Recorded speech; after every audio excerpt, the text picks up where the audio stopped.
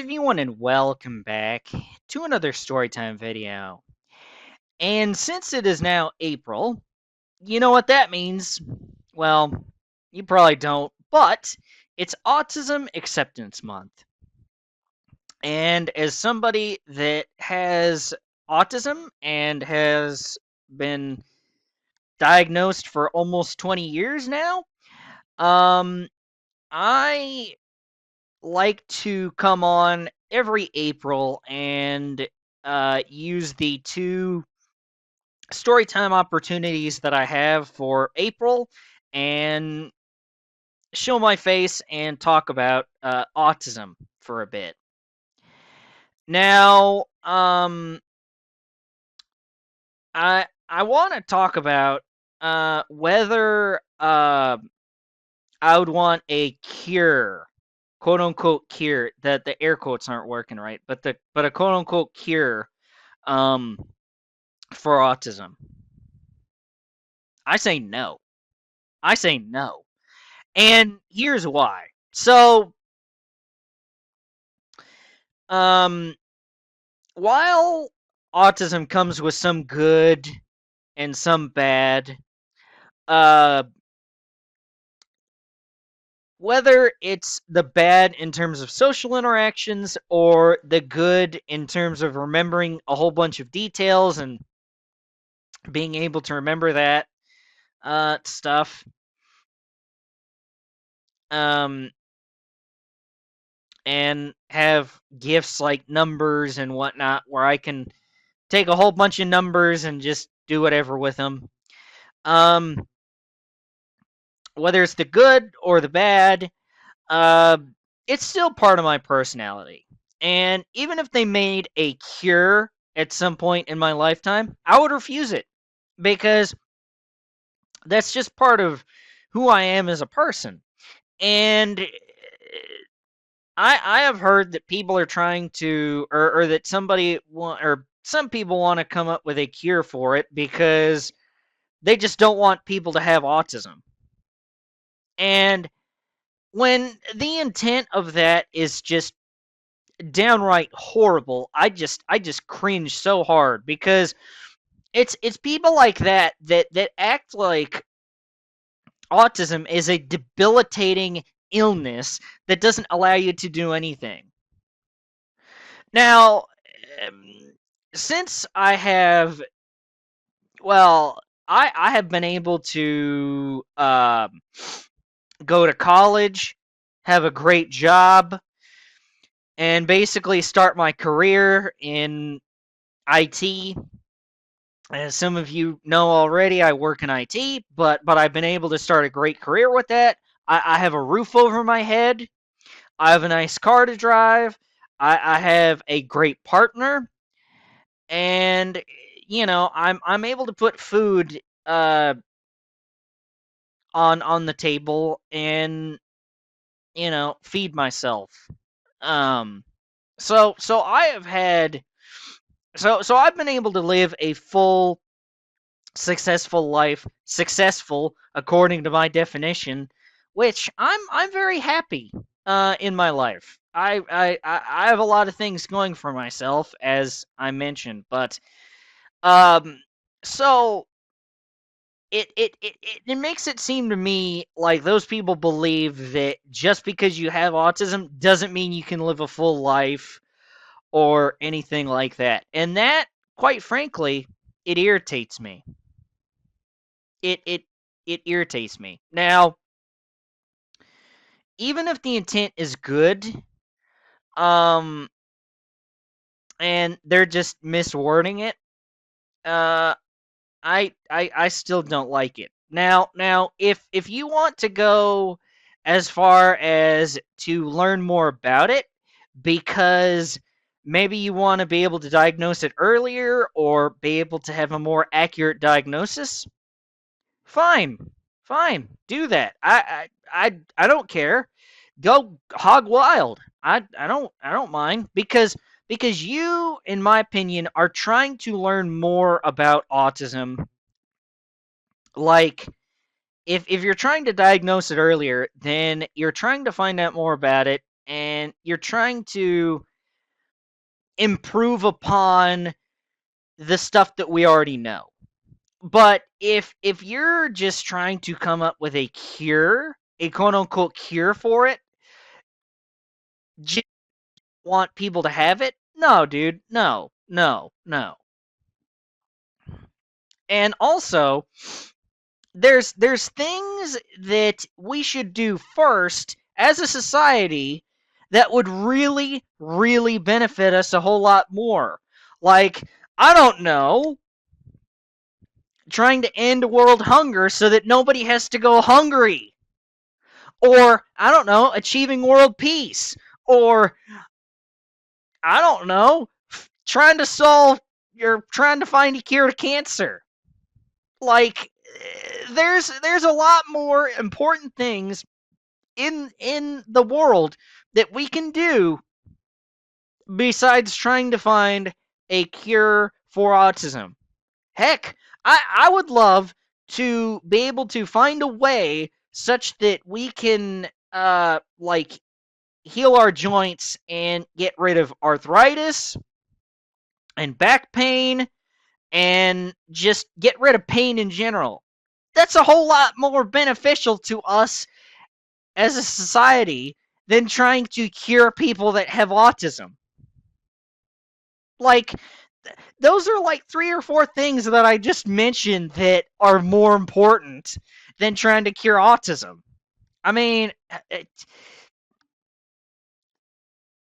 but then again, those people are probably some of the same people that believe that um, vaccines cause autism. Maybe not all of them believe that, but I bet you. Well, it wouldn't surprise me if some of those people that want to come up with a cure believe that they fully believe that. Which is just sickening, by the way. But and by the way too, in terms of that, now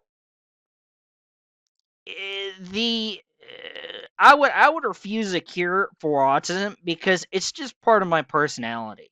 Like, I for the good and the bad that autism is, it's part of my personality. It's just part of who I am. And so you'd be changing who I am as a person fundamentally. I don't want that. I don't want to be changed as a person. I like myself. I'm very happy in life, as I mentioned. So why would I go about changing myself whenever it's something that is part of my personality and I'm already very happy in life? I just don't understand. And there's plenty of people that are able to live a full life besides myself that have autism. Of course. I I bet you there's quite a few people watching this video that have been able to live a full life um that have autism, and I congratulate you guys on being able to do that. That's cool, and I'm very happy for all of you. I know some people like that, and I'm really happy for them because really, at the end of the day, they are human beings, and for the most part, I root for human beings to be successful. And the thing is, though, is that the way that I look at it too is in terms of autism and people having it and all that. What some people fail to realize is that it's a spectrum. It's not a line that goes back and forth in terms of, oh, this person doesn't have it as much, and you go further down the line and this person has it more. No, that's not. That's no, no, no, no, no, no. Because there is no line and there is no nothing. autism is like a snowflake, or autism is like snow. In terms of a snowflake, well, autistic people are like snowflakes for this analogy. There are no two snowflakes that are the same, and I could bring somebody in here that has autism as well. And would we be the same in terms of our autism or how we are or whatnot? No, absolutely not. So in that regard, people that have autism are like snowflakes. Now, um, so that's part of the reason why I don't like sweeping generalizations of people that have autism whenever I see them, because it's like that might be true for one or two or some people in terms of this broad thing when you're talking about autism, but does it describe everybody in terms of that has autism? No, it does not. So I just there's a lot wrong, at least that I see, when it comes to trying to get a cure. I just don't understand why there also needs to be that need. Like, why are you dedicating? I don't want to say wasting, but why are you dedicating time and resources to trying to do something what I would consider futile? And I bet you, I know, said the thing about sweeping generalizations about autism. And I'm about to make one, but I think it's a pretty safe bet. Now, I bet you that I'm not the only person that has autism that would refuse a cure for autism. I bet you that I'm not the only one that would refuse a cure. Now, I don't know how many people out there, in terms of a percentage or maybe a raw number, that have autism would refuse the cure. I bet you, though, that the number would be over 50% that would refuse it. I don't think it'd be 100%. I don't. I don't. I think that's a pretty safe bet to make. I think it'd be somewhere between 50 and 100%. But I know it'd be more than 0% that would refuse it.